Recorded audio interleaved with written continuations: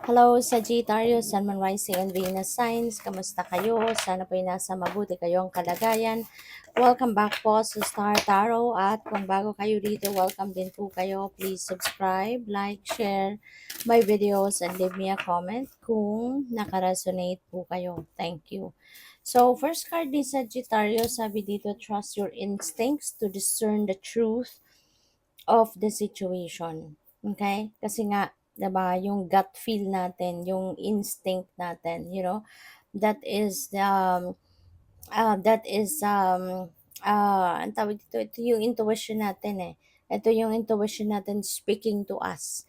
Kaya importante na yan ang papakinggan natin kasi makakasiguro ka na tama, no? Tama yung magiging judgment mo, tama yung magiging verdict mo, tama yung magiging pagtingin mo sa inyong sitwasyon, sa ibang bagay, sa mga tao, yung ganon. Kaya, trust your instincts. Okay? Magtiwala ka dyan kasi gabayan sa iyo ng universe. At it will lead you towards the right thing, towards the right path, towards the right direction. Okay? So we also have Unicorn, indulge your creative and imaginative and magical side through some form of artistic expression. Okay?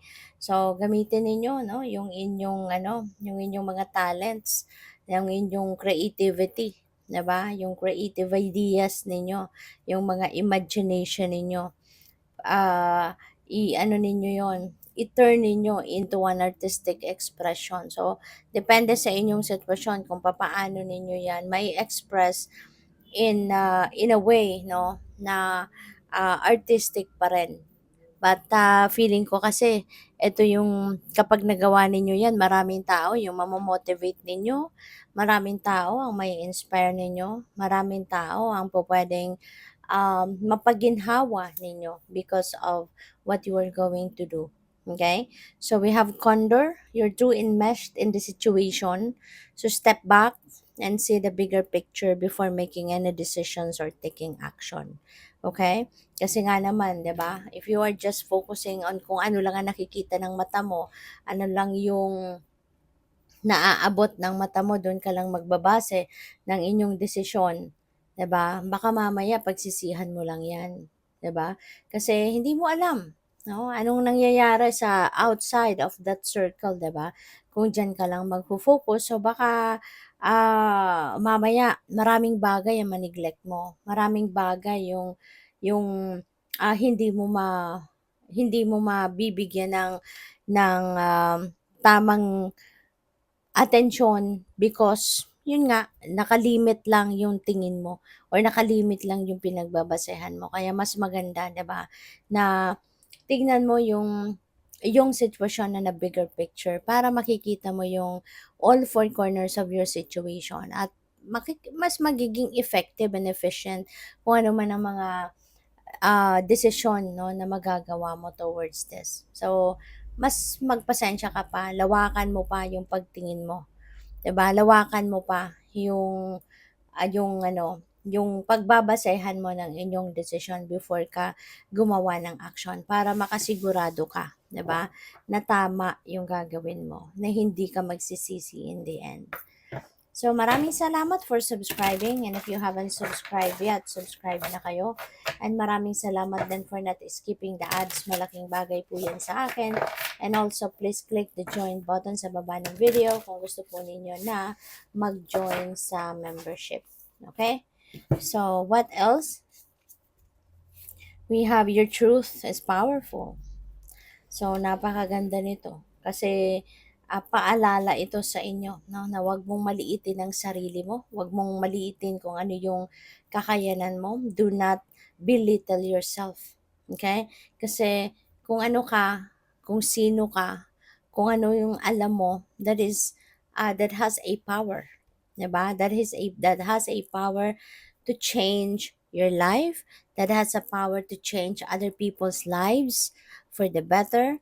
That has a power, diba, to affect other people's lives in a good way. Okay? Kaya wag mong maliitin ang inyong sarili. Alright? We also have the littlest blessing. Wow! So, may biyayang dadating, 'di ba? Merong mga good things that are coming into your life at maaari 'no na magbago din ito ng buhay ninyo. Maaari na ang mga biyayang ito ang magpapabago ng buhay mo. This could be a game changer, no? Na change or opportunity. Meron ditong swerte, no? Tingnan mo, parang ano siya, ano nga ang tawag dito sa red na ito? Ladybug, no? Nakaloka, nakalimutan. So, ladybug. And you know what? That, pag nakakita kayo, no, ng ladybug, that signifies good luck. No, that signifies good fortune. So baka ang iba sa inyo lately nakakita kayo ng ladybug, whether it is sa totoong sa actual or kahit saan, no? Kahit sa pictures, sa videos na pinapanood ninyo, yung mga ganon. So, that is a sign, no? The good fortune and good luck is on your side or paparating, diba? Or kung hindi man kayo nakakita anywhere, so ngayon, no, nakikita ninyo yan. That signifies na there is good fortune, no, na right at your fingertips. Siswertehin kayo. Merong dadating na sweet blessing, no, na maaring magpabago ng buhay ninyo. Diba? Maaring ito yung mga miracles, no, that is going to unfold sa buhay mo. Mga bagay ito na maaring hindi mo ine-expect na maaring mangyari. These are good things, beautiful things na mag-unfold sa buhay ninyo. Kaya napakaganda. Good luck. So we have your little island. Maaring ang iba sa inyo, nagmumuni-muni, nagninilay-nilay, or maybe you're going to be spending time alone, no?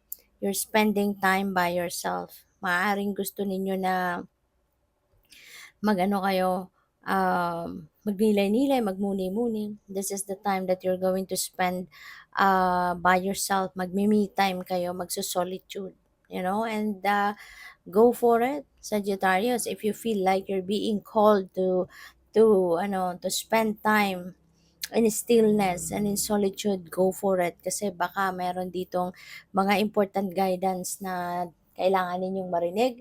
Baka meron ditong mga important guidance na kailangan ninyong malaman at this time. So, go for it. Okay? Go for that calling. Alright? Kasi for sure, kung iniimbitahan kayo ng universe, yung parang ina-attract kayo, minamagnetize kayo into this situation, go for it. Wag mong ipagwalang bahala yan. Because for sure, there is something that you need to learn. There is something that you need to hear from deep within you or from your intuition. Okay? Good luck. Thank you for watching. Love and light. Namaste.